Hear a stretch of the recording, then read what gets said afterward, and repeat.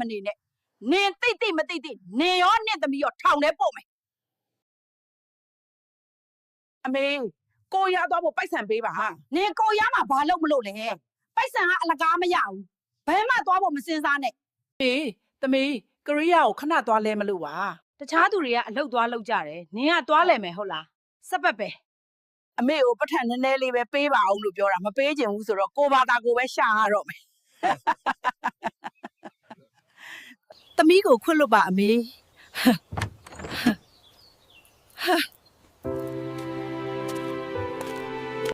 အမေဆွဲကြိုးကိုရောင်းလိုက်တာတော့လေရင်လက်မှတ်တောင်မဝယ်နိုင်ဘူး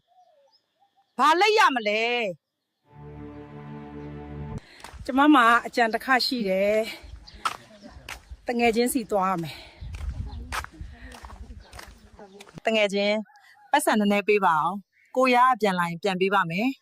ကျမမှာပိတ်ဆက်မရှိပါဘူးအမေကတင်ထားတာတမငါ့ကိုပတ်ခန့်နည်းနည်းလေးတော့မချေဘူးကျွန်တော်တငယ်ချင်းတွေကမကောင်းဘူးအားလုံးကအတုအယောင်တွေစောက်ကောင်မှရေဘဝဲလား No I need 10k subscriber so please help me fill it up Coco lend baby some money Coco want to lend you but Coco have nothing cut Gracie ကိုကိုကပိုက်ဆံမရှိဘောတဲ့သွေးဥပဲရှိတယ်တဲ့ကိုရသွားခြင်းတရေဆို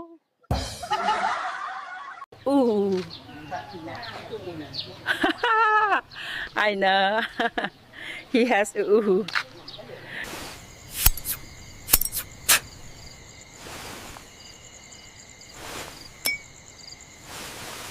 ကျမဥတွေရပြီမြန်မာဥတွေဆိုတော့နည်းနည်းရှေးကြီးတယ်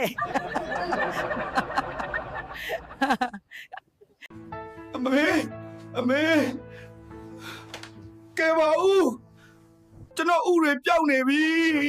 တောင်းပန်ပါတယ်ကိုကိုရဲ့အခုကိုကိုကြောင့်မေမေကိုရီးယားကိုသွားရပြီကျေးဇူးတင်ပါတယ်ကိုကိုရဲ့ကိုရီးယားကနေကိုကိုအတွက်ဥတွေယူလာခဲ့မယ်နော် I'm going to Korea 안녕하세요ကိုကိုဥကတန်ဖိုးရှိတယ်အခုဆိုရင်ကိုပိုင်လေရင်နဲ့တောင်ပြန်နိုင်ပြီ안녕하세요. 감사합니다. 안녕히 계세요. ကျမကိုရီးယားလိုပြောတတ်တယ်အင်္ဂလိပ်လိုလည်းပြောတတ်တယ်ဂျပန်နဲ့တရုတ်လိုလည်းပြောတတ်ပါတယ်ကျမဘာလို့ဘာသာစကားများစွာပြောတတ်ရတာလဲငငယ်တုန်းကအဖေလယ်တွေခိုးရောင်းပြီးစာသင်တန်းတွေတက်ခဲ့တယ်အဖေကအဲ့ဒီအတွေးနဲ့ပဲဆုံးသွားခဲ့တာ Thank you. You are welcome အခုတောင်ကိုရီးယားလေဆိပ်ကိုရောက်နေပါပြီ။ Borigate တွေကိုကားခေါ်ခိုင်းထားတယ်။ပြီးရင် Seoul ကိုသွားမယ်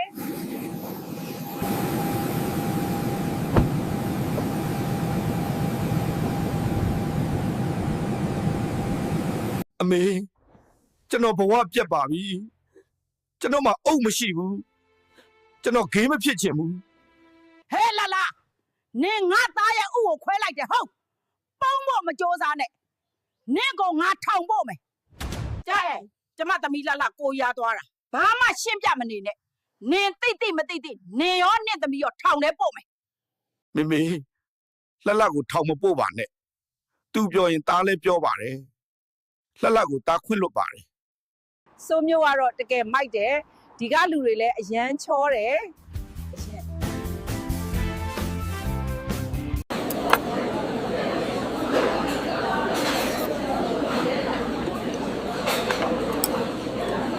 ကင်ချီကအရန်ကောင်းတယ်ကိုရီးယားကိုလာရင်ပထမဆုံးမြည်စမ်းတင်တာကကင်ချီပဲဒါကနာမည်ကြီးကိုရီးယားဟင်းပွဲဖြစ်ပြီးတကယ်ကိုအရသာရှိပါတယ်တကယ်လို့ကိုရီးယားကိုလဲပတ်ဖို့မဟုတ်ပဲအလောက်လာလောက်တာဆိုရင်ကင်ချီမစားရဘူးเนาะကိုရိုင်းဂေါ်ဖီထုတ်လုပ်ငန်းနဲ့ဝင်ရမှာသူတို့ပြောတယ်စိုးမှာနန်းတော်တစ်ခုရှိတယ်အဲ့ဒီကိုသွားဖို့ဆိုရင်ကောင်းကောင်းမွန်မွန်လေးဝတ်သွားရမယ်တဲ့ဒီဝတ်စုံနဲ့ဆိုမင်းသမီးလေးလိုဖြစ်နေမှာမဟုတ်ဘူးဒီနေရာကရိုးရာကိုရီးယားအဝတ်အစားတွေရောင်းတာကျမလည်းတစ်ထည်ဝယ်ခဲ့တယ်အမေအတွက်လည်းလက်ဆောင်ဝယ်ရအောင်မယ်လမ်းတော်မှာရောက်နေပြီနဲ့သမီးပါ300ပေးမယ်နော်ကြက်ဥမြင်တော့ကိုကိုတတိရတယ်သူ့ကိုပလတ်စတစ်ကြက်ဥဝယ်ပေးလိုက်မယ်ဒီကိုရီးယားဝတ်စုံကကျမနဲ့လိုက်ဖက်တယ်လို့ထင်ပါသလားအောက်မှာပြောခဲ့နော် ကျမအရင်လှတယ်လို့ထင်ပါတယ်မင်းသားလာဇက်ကားတွေကလို့လိုက်လာရင်ကောင်းပါပဲပြီးရင်နမ်းကြမယ်ဒါကတော့ဒီနေ့အတွက်ပါပဲနောက်ထပ်ဘယ်နိုင်ငံတွေကိုသွားကျင်လဲဆိုတာအောက်မှာပြောပြပေးခဲ့နော်